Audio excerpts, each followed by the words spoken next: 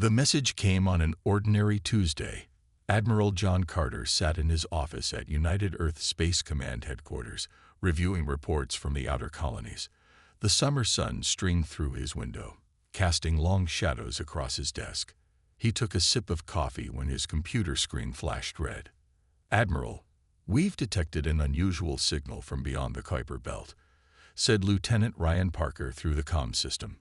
"Nothing like we've seen before." Carter set down his mug, routed to Dr. Rivera's team immediately. In the linguistics lab 3 floors below, Dr. Elaine Rivera was already staring at the strange patterns flowing across her screen. 20 years of studying potential alien communications hadn't prepared her for this. The signal pulsed with a mathematical precision that no natural phenomenon could create. "It's definitely artificial," she told her assistant, Peter Wright, "and definitely not human." Peter's eyes widened. "First contact. Maybe." Elaine pushed her glasses up. "Or maybe just the first time we've noticed them." For 3 days, Earth's best minds worked to decode the message. Sleep-deprived and running on excitement, Elaine finally noticed a pattern within the seemingly random bursts of energy. "It's a language primer," she announced to the emergency council meeting. "Like they're teaching us how to understand them." Admiral Carter nodded. "And how long until you can translate?" "A week, maybe 2. They got 4 days. On Saturday morning, long-range scanners detected something massive entering the solar system. By evening, all of Earth's telescopes pointed toward the visitor, a ship larger than anything humans had built, moving with impossible speed. "It's bypassing Neptune's orbit now," reported Captain Olivia Martinez from Lunar Command. "At this rate, it will reach Earth in under 6 hours." Earth's military went on high alert. Colony ships orbiting Mars prepared for emergency evacuation. In underground bunkers built decades ago for this very possibility, strategic command centers activated. The alien vessel slowed as it approached, positioning itself in orbit between Earth and Mars. It was beautiful in a terrible way. Sleek black metal with glowing blue lines across its surface. It dwarfed the largest space stations, making humanity's greatest achievements look like children's toys. Every communication channel on Earth lit up at once. On screens across the planet, in homes and offices and public squares, the same message appeared. The voice spoke perfect English, though with an odd rhythm that made the hair on listeners' necks stand up. "We are the Valkyrie Collective. Your resources are now ours. Surrender or be cleansed." In his command center, Admiral Carter exchanged glances with General Susan Miller. This was not how either had imagined first contact. "Open a channel," Carter ordered. "This is Admiral John Carter of the United Earth Space Command. We welcome peaceful communication but reject any demands. Earth is not open for conquest." The response came instantly. Primitive species always resist. "It changes nothing. You have 24 Earth hours to prepare your surrender terms." Dr. Rivera worked frantically to analyze the transmission. "Their language contains no words for compromise or equality," she reported. "Only dominance and submission." Admiral Carter called an emergency meeting of the United Earth Council. Representatives from all Earth nations and colonies gathered virtually as he explained the situation. "The Valkyrie ships outmatch our fleet in every way," he said flatly. "But we've prepared for this day." Council Chair Gregory Powell nodded grimly and activated his secure terminal. On screens around the room, classified files appeared. Project Parrish. For 50 years, humanity had quietly built defenses designed for exactly this scenario. "We always hoped to meet friends among the stars," Powell told the stunned council members. "But we prepared to meet enemies." As night fell across Earth, billions looked up at the sky. Most couldn't see the massive ship with their naked eyes, but everyone felt its presence, a weight pressing down on humanity's collective consciousness. In his office, Admiral Carter watched the countdown clock. 20 hours remained before the deadline. "Send word to all commands," he told his staff quietly. "Initiate Parrish protocol." The emergency meeting room buzzed with tense voices. All 12 members of the United Earth Council sat around the oval table. Some were physically present. Others appeared as holograms from Mars and Europa colonies. Fear hung in the air like smoke. "They've done this before," said Lieutenant Samantha Brooks, stepping forward with a data tablet. Her voice was steady despite the dark circles under her eyes. "We've analyzed their communication patterns against our xenology database." She tapped her screen, and a star map appeared above the table.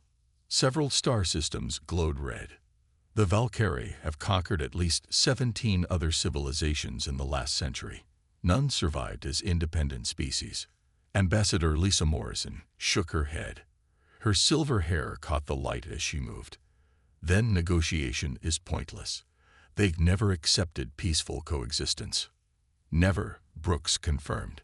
"Their language doesn't even have words for equal or ally, only master and servant."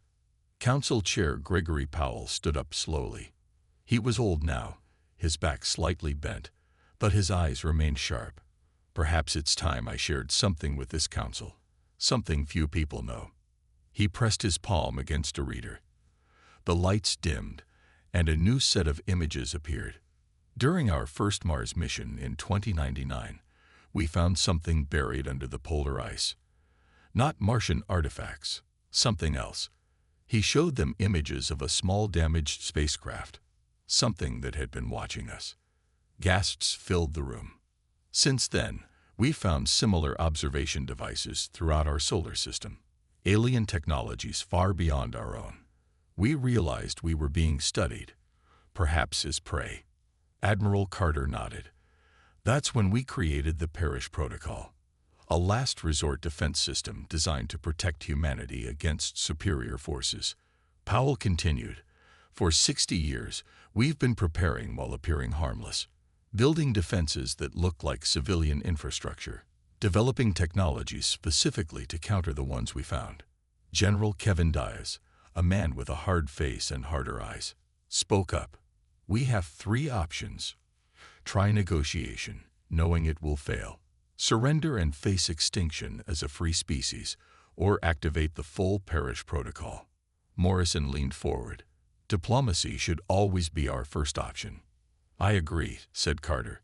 "We should talk, but we also need to prepare." He turned to Powell. "I recommend we begin evacuation of civilian populations to the underground shelters." Powell nodded. "All in favor?" Every hand rose. As the meeting ended, Powell asked Carter and Diaz to stay behind. When the room emptied, the 3 men moved to a smaller chamber without windows or electronic devices. "How ready are we really?" Powell asked. Diaz pressed his lips together. "The Mars batteries are at 80%. The Jupiter platforms are fully operational. Earth's shield grid can be activated within 6 hours." "And the Prometheus array?" Carter asked. "Ready. We've kept them dormant to avoid detection, but they can deploy from lunar bases within minutes of activation." Powell looked at both men. "I'd served Earth for 50 years. I prayed we never need to use any of this." Carter put his hand on the old man's shoulder. "We all did." In her quarters, Dr. Rivera worked with AI specialist Alan Winters to decode more Valkyrie messages. The aliens' communications were becoming easier to understand as their computer learned Earth languages. "Look at this," she said, pointing to her screen. "They refer to us as the mammals of Sol 3. They don't even use our name." Elen nodded. "Dehumanization. Classic conquest tactic." "There's something else," she said.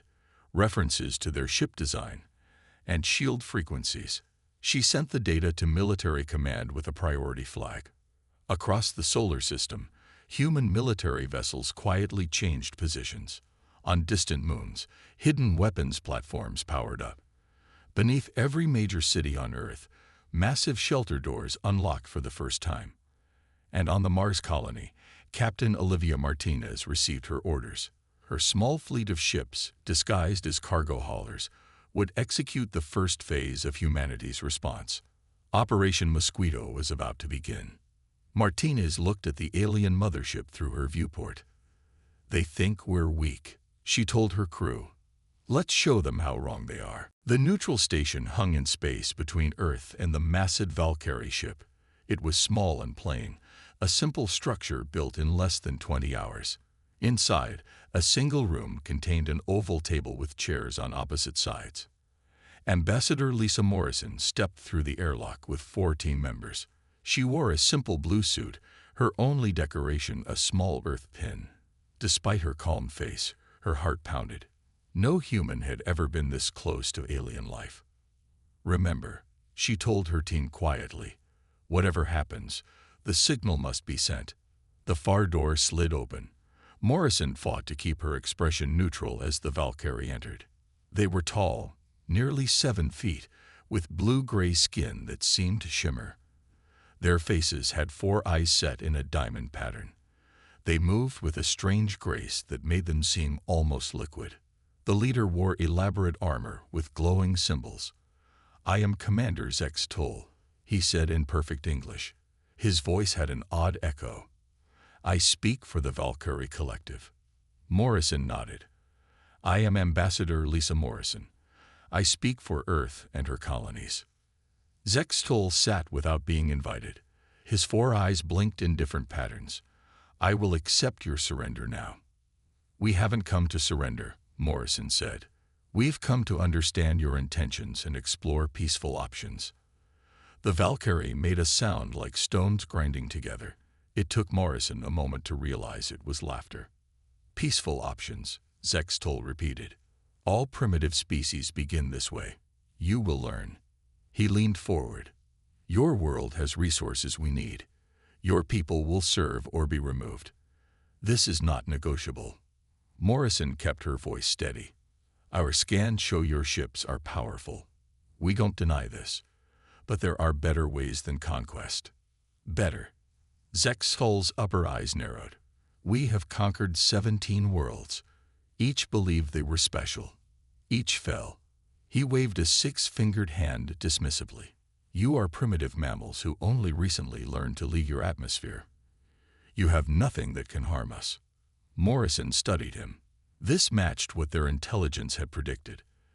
The Valkyrie didn't just want to win. They needed others to know they had lost. "May I ask about these other civilizations?" she asked. Zex Toll seemed pleased by the question. The Tellarians believed their crystal technology would save them. It did not. The Brachy hid beneath their oceans. We boiled those oceans. The Ventari tried to fight with automated ships. We turned those ships against them. His voice filled with pride. None lasted more than 6 days. "I see," Morrison said. She stood slowly. "Then we have nothing more to discuss." Zex Toll's 4 eyes blinked in surprise. "You haven't offered surrender terms." "No," she agreed. "Instead, we give you a warning." "A warning?" Zex Toll laughed again, joined by the other Valkyrie. "What possible warning could you give us?" Morrison looked directly at him. "We gave you a straightforward warning. Perish." The laughter stopped. Zex Toll stood, towering over her. "You dare threaten the Valkyrie Collective." "It's not a threat," Morrison said quietly. "It's a fact. You chose to attack humans without understanding what we are." She turned to leave, then paused. "We've faced extinction before. It taught us to prepare for everything." As her team left the room, Jack Nelson, her communications officer, pressed a small device in his pocket. It sent a quantum-encrypted signal back to Earth. The meeting was over. The Valkyrie would not be reasoned with. Aboard their ship, Zex Toll spoke to his second-in-command. "They are more arrogant than most. Destroy their small outpost on the large moon of the 6th planet. Show them our power." On Earth, Admiral Carter received Morrison's signal. He looked at General Dias and nodded once. "They've made their choice," Carter said. "Activate all Parish protocol assets and get our people off Ganymede immediately." As Morrison's shuttle returned to Earth, she watched the stars. Somewhere out there, humanity's future was being decided. She hoped they had prepared enough. The Ganymede Research Station exploded in a flash of blue light. One moment it stood on the icy moon's surface, home to 32 scientists. The next, it was gone. The Valkyrie beam cut through it like it was made of paper. But the station was empty. Every human had evacuated 6 hours earlier. On the Valkyrie command ship, Zex Toll watched the destruction with all 4 eyes. Send the footage to Earth. Let them see what awaits those who defy us. In her lab on Earth, Dr. Rivera received new Valkyrie transmissions. She worked with Alan Winters day and night to understand the alien technology. Look at this pattern, she said, pointing to her screen. Their shields operate on a rotating frequency. They change every 12 seconds. Alan leaned closer. But the pattern repeats. If we could predict the sequence, we could slip right through their defenses. She sent the data to military command. Across the solar system, millions of humans moved underground. They had built these shelters over decades, disguising them as subway tunnels, mines, and storage facilities. Each one could support thousands of people for years if needed. Admiral Carter watched the evacuation reports from his command center. How many still on the surface? Less than 20%, sir, an officer reported. We'll have everyone below ground within 10 hours. The Valkyrie will notice soon, said General Diaz. They'll wonder where everyone went. Carter nodded. Then it's time for a distraction. Tell Captain Martinez to begin Operation Mosquito. Near Mars orbit, Captain Olivia Martinez prepared her fleet. To outside observers, they looked like ordinary cargo ships. In reality, each carried experimental weapons designed for the Parrish Protocol. All ships report ready, Captain, her first officer said. Martinez took a deep breath. Execute attack pattern Alpha. Remember your training. Hit and run, just like we practiced. 20 small ships broke formation and accelerated toward the massive Valkyrie vessel. They moved in an unpredictable pattern, darting in different directions. On the Valkyrie ship, alarms sounded. Commander, human vessels approaching. Zex Tool looked amused. They send cargo ships against us. Let them come close. I want to see their desperation. The human ships fired. Small, precise beams hit the Valkyrie ship in seemingly random spots. The massive alien vessel barely shuddered. Zex Tool laughed. Their weapons are primitive. They do no damage. His officer looked confused. Sir, they're targeting non-essential areas. Communication arrays, sensor nodes, external docking clamps. They don't know where to hit us, Zex Tool said dismissively. Return fire. Destroy 2 of their ships. Let the others flee with the news. The Valkyrie weapons fired. 1 human ship exploded. The others scattered, racing away at surprising speed. What the Valkyrie didn't know, each useless hit collected vital data. The small injuries revealed shield patterns, weapon response times, and hull composition. Each piece of information flowed to Earth's defense computers. Martinez lost 2 ships, not 1. She mourned her crew but knew their sacrifice provided essential information. On the Moon, Major Frank Collins walked through a hidden facility beneath the lunar surface. Row after row of sleek metal objects stood silent, waiting. Some were human-shaped. Others looked like nothing Earth had built before. How soon can they deploy? He asked a technician. The Prometheus array is at 97% readiness, sir. Just awaiting final authorization. Collins nodded. Good. They won't expect these. On Earth, Dr. Daniel White and Colonel Patricia Hernandez inspected the planetary shield system. For decades, it had been disguised as climate regulation satellites. System check complete, White reported. The shield can activate in 30 seconds if needed. Hernandez nodded. Let's hope it holds against their weapons.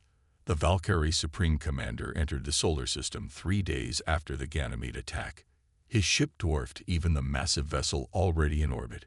He contacted Zex Toll immediately. You told me this would be a simple subjugation. Why are they not surrendered yet? Zex Toll bowed. Supreme Commander, they are merely stubborn.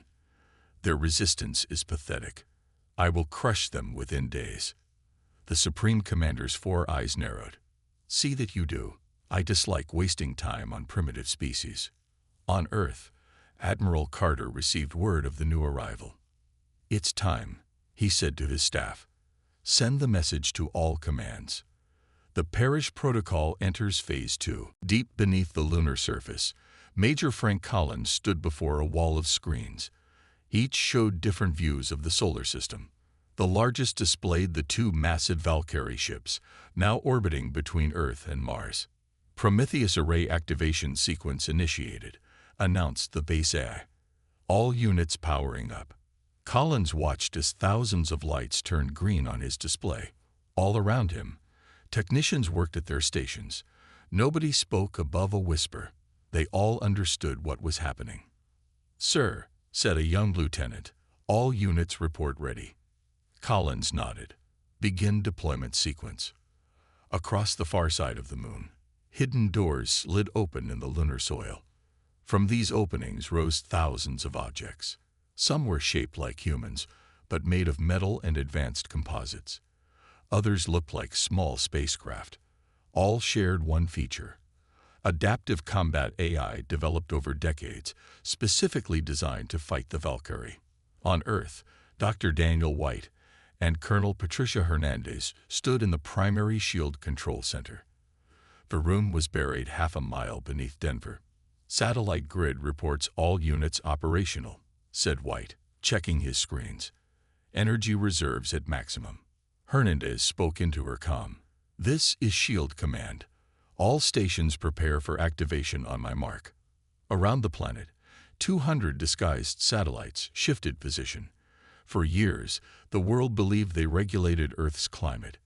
Now they revealed their true purpose: creating an energy shield around the entire planet. The Valkyrie noticed the movement. "Supreme Commander," reported a Valkyrie officer, "the humans are activating some kind of planetary defense system." The Supreme Commander's 4 eyes blinked in sequence. "Impossible. Our intelligence indicates they have no shield technology. Sensors confirm energy buildup consistent with defensive barriers." The Supreme Commander turned to Zextal. "You said they were primitive." Zextal lowered his head. "All evidence suggested." Silence. The Supreme Commander moved to the command platform. "Prepare main weapons. We will destroy their shield before it activates, then burn their cities to ash." In his command center, Admiral Carter received the alert. "The Valkyrie are powering weapons. They've noticed the shield activation." "Right on schedule," said General Diaz with a grim smile. Carter nodded. "Signal Colonel Hernandez to complete shield activation, and tell Major Collins to launch the first wave." From the moon's surface, 1,000 Prometheus units rose silently. Their engines left no heat signature. Their hulls absorbed radar. They moved toward the Valkyrie ships like shadows. On Mars Colony, the last civilian bunker sealed its doors. Governor Paul Harris made the announcement: "All citizens are now in secure shelters with supplies for 3 years. May God be with those who fight for us." The Valkyrie ships fired their main weapons at Earth. Massive energy beams sliced through space toward the blue planet. Colonel Hernandez shouted, "Shields now." The satellite grid activated. A shimmering barrier appeared around Earth. The Valkyrie beams hit it and spread across the surface like water. The shield held. In the Valkyrie command ship, alarms blared. "Impossible." The Supreme Commander slammed his 6-fingered hand on the console. "No Level 3 civilization has this technology." "Supreme Commander," called an officer, "we detect multiple small objects approaching from the Earth moon." "Destroy them." The Valkyrie defense systems fired at the approaching Prometheus units. Some were hit and exploded. Most kept coming. Major Collins watched from Lunar Command. First wave making contact in 30 seconds. The Prometheus units reached the Valkyrie ships. They attached to the hulls, cutting through the outer layers with specialized tools. The Valkyrie fired weapons in all directions, but the units were too small, too fast, and too many. The first units breached the hull of Zexal's ship. "We have been boarded," a Valkyrie officer shouted. Unknown machines inside sectors 7 through 12. The Supreme Commander's eyes narrowed. This is no level 3 civilization. He turned to his communications officer. Contact the fleet. Tell them we have encountered unexpected resistance. Send all available ships. On Earth, Admiral Carter received the report of the successful first wave attack. They're calling for reinforcements, he told the United Earth Council. Now they know we're not easy prey. Council Chair Powell nodded. And when their reinforcements arrive, Carter's expression remained calm. They'll find we've prepared for them too. The Valkyrie launched their full attack 3 days later. 50 ships entered the solar system, weapons ready. They formed a battle line that stretched from Venus to Mars. Their weapons could destroy planets. They had conquered 17 civilizations before. They expected Earth to fall within hours. They were wrong. Admiral Carter watched the enemy fleet on his command screen. Begin Parish Protocol Phase 3, he ordered. Across the solar system, hidden weapons activated. Near Mercury, massive solar collectors that had been disguised as research stations turned toward the Valkyrie fleet. On Europa and Titan, missile platforms rose from beneath the ice. In the asteroid belt, mining ships suddenly revealed weapon ports. Dr. Rivera and Alan Winters had finished their analysis of Valkyrie shield frequencies. Every human weapon now knew exactly how to penetrate the alien defenses. The solar collectors fired first. They focused the sun's energy into tight beams that hit precise points on 3 Valkyrie ships. The alien vessels exploded instantly. 3 enemy ships destroyed, reported the tactical officer. Carter nodded. Launch quantum missiles. From hidden bases on Mars and Jupiter's moons, special missiles launched. They used technology based on quantum entanglement, allowing them to partially exist in multiple places at once. The Valkyrie shields couldn't stop them because they weren't fully in normal space. The missiles hit 12 more Valkyrie ships. Some exploded. Others lost power and drifted, dead in space. In his command ship, the Supreme Commander watched in shock. How are they doing this? Their weapons should be centuries behind ours. His science officer looked up from a console. Supreme Commander, these are not normal weapons. They'd been designed specifically to counter our technology. Impossible. No species has ever. An alarm interrupted him. His own ship shook violently. Meanwhile, Captain Olivia Martinez led a special mission. Her ship approached a damaged Valkyrie cruiser, carrying a team of Earth's best computer specialists. Docking complete, her pilot announced. Boarding team ready. Martinez nodded. Remember the mission. Get to their central computer core. Upload the virus. Get out. The team moved through the damaged Valkyrie ship. They faced some resistance but pushed forward. Earth's intelligence on Valkyrie ship layouts proved accurate. Within 20 minutes, they reached the computer core. Dr. Eric Summers, the team's lead programmer, connected his device to the alien system. Uploading virus now. The virus spread through the Valkyrie network, jumping from ship to ship. It didn't destroy their systems. Instead, it opened them. Every bit of Valkyrie data flowed back to Earth's computers. In his command center, Admiral Carter received the first data. We're in their network, he announced. We have access to everything. Their battle plans, weapon schematics, star charts. General Diaz studied the incoming information. They're planning to bring 300 more ships if this attack fails. Then we better make sure this attack hurts them badly, Carter replied. The battle raged across the solar system. Valkyrie ships tried to target Earth's defenses, but the humans had hidden them too well. The Prometheus units continued to attach to enemy vessels, disrupting systems and gathering intelligence. The Valkyrie fought hard. They destroyed several human outposts and damaged part of the Mars defense grid. But for the first time in their 1,000-year expansion, they faced an enemy that understood their tactics and technology. They predicted everything, the Supreme Commander realized. They knew our shield frequencies, our weapon systems, even our ship designs.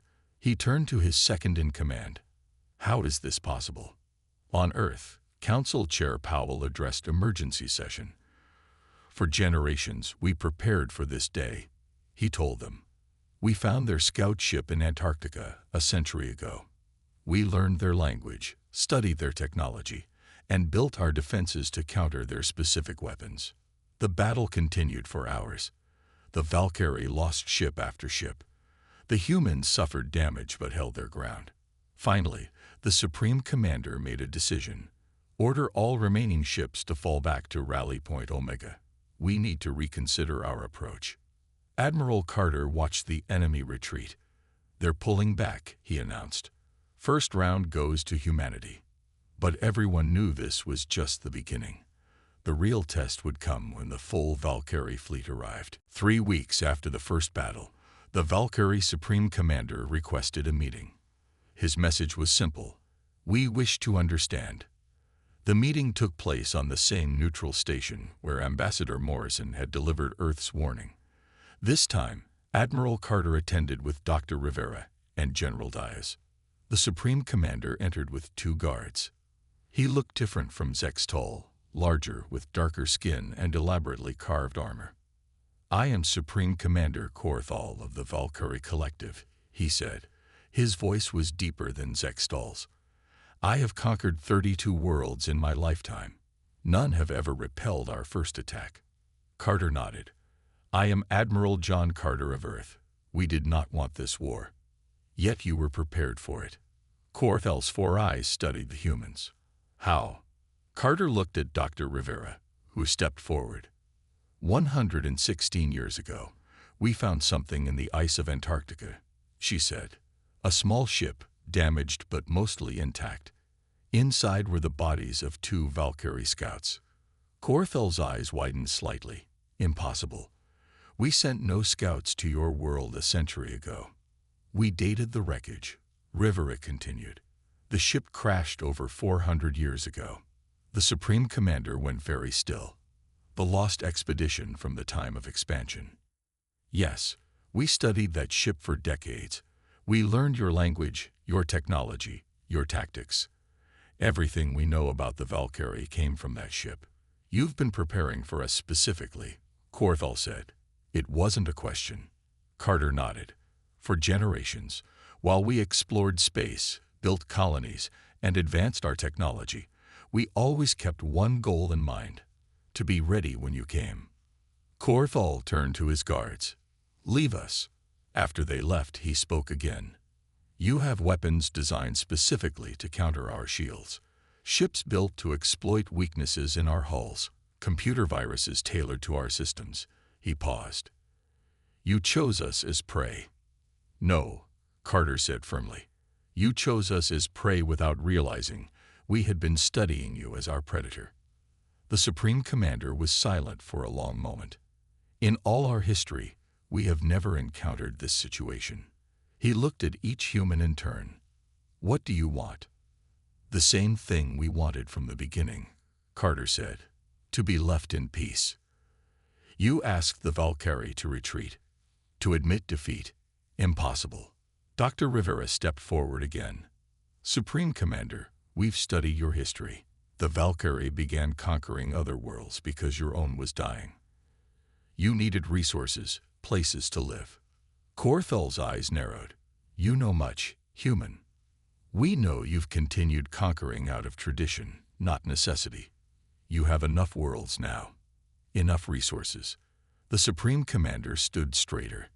The Valkyrie do not retreat. We do not surrender. We don't ask for surrender, Carter said.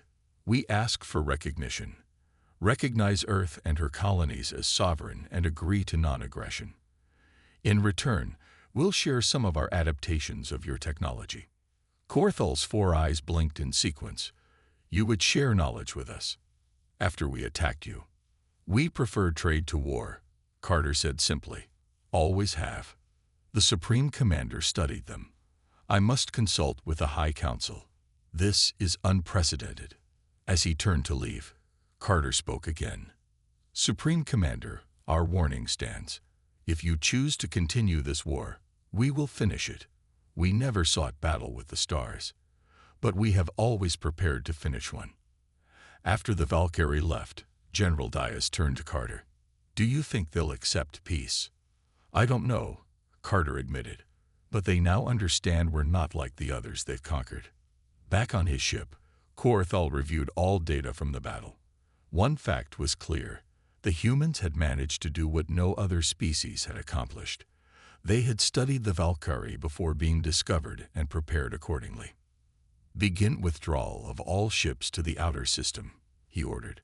I will contact the High Council. For the first time in the 1,000-year history of the Valkyrie Collective, they had met a species that had given them pause. A species that had looked at the most feared conquerors in the galaxy and said one word: perish. 6 months after the battle with the Valkyrie, Earth's skies filled with strange lights once again. This time, the approaching ships were different. Sleek, with flowing lines that seemed almost alive. In the command center, Admiral Carter studied the newcomers. Not Valkyrie design. Any matches in our database? None, sir, replied Lieutenant Brooks. But they're broadcasting on all frequencies, in multiple Earth languages. Carter raised an eyebrow. Put it through. A voice filled the room, speaking perfect English. People of Earth, we are the Centauri Alliance. We come in peace and wish to speak with those who defeated the Valkyrie Collective. 2 days later, Ambassador Morrison welcomed the Centauri delegation to United Earth Council headquarters in Geneva. The aliens were tall and slender with pale blue skin and large expressive eyes. Their leader, Ambassador Nix, bowed deeply. When we received word that a Level 3 civilization had repelled a full Valkyrie battle group, many thought it was a mistake. Such a thing had never happened before. Morrison smiled. We had certain advantages. So we have learned. Nix's large eyes blinked slowly. You found one of their ships. You studied them. You prepared for centuries. The alien shook his head in what seemed like amazement. In all our history of dealing with the Valkyrie, no one has ever done this. Council Chair Powell entered the room, walking slowly with his cane. Despite his age, his eyes remained sharp. The Valkyrie have been quiet since our encounter. Do you bring news of them? Indeed. Nix looked around the room. The Valkyrie High Council has been in turmoil. Your victory challenged their most basic beliefs about their place in the galaxy. Morrison leaned forward. Will they attack again? That is why we have come, Nix said. The Centauri Alliance has opposed Valkyrie expansion for centuries.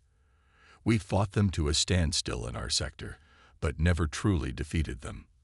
Until now, they believed themselves invincible. Admiral Carter, who had been silent until now, spoke up. You want to form an alliance with us? Yes. Nix nodded. Your victory, however unexpected, has changed the balance of power. The Valkyrie must now consider that other worlds might have been studying them too. A month later, Earth welcomed another unexpected visitor. Zexful, now bearing the title of Valkyrie diplomat, arrived to discuss peace terms. The High Council has decided, he told the United Earth Council. We recognize Earth and all her colonies as sovereign territory. We agree to non-aggression. Powell signed the treaty with a steady hand. And the knowledge exchange we proposed. Agreed. Zextol's 4 eyes blinked in sequence. Though I must admit, we may learn more from you than you from us. Later that evening, Admiral Carter stood with Dr. Rivera on the roof of the Geneva building, watching the stars. The lights of Valkyrie and Centauri ships were visible in orbit. Did you ever think we'd see this day? Rivera asked. Carter shook his head. When we found that ship in Antarctica, we thought we'd discovered our doom. Instead, it became our salvation. Humanity's greatest strength, Rivera said quietly. We prepare. We adapt. 3 months later, the first human deep space vessel prepared for its journey beyond the solar system. The UES Horizon would carry representatives to the Centauri Alliance homeworlds. Captain Olivia Martinez stood on the bridge, addressing her crew. Today we venture beyond our solar system, not as conquerors or the conquered, but as equals. Remember what brought us here. On Ganymede, where the research station had once stood, a new structure arose against the starry sky, a memorial to those who had worked in secret for generations, preparing humanity for its greatest test. The simple plaque read, "To those who looked into the darkness and saw what was coming, to those who stood ready when it arrived, we gave them a straightforward warning." As human ships joined those of a dozen alien species in the great void between stars, Earth continued to prepare for friendship, for trade, for cooperation, and if needed, for war. Because humans had learned their most important lesson. The universe was vast and full of wonders, but also dangers. They would meet both with the same message. We come in peace, but if peace fails, perish.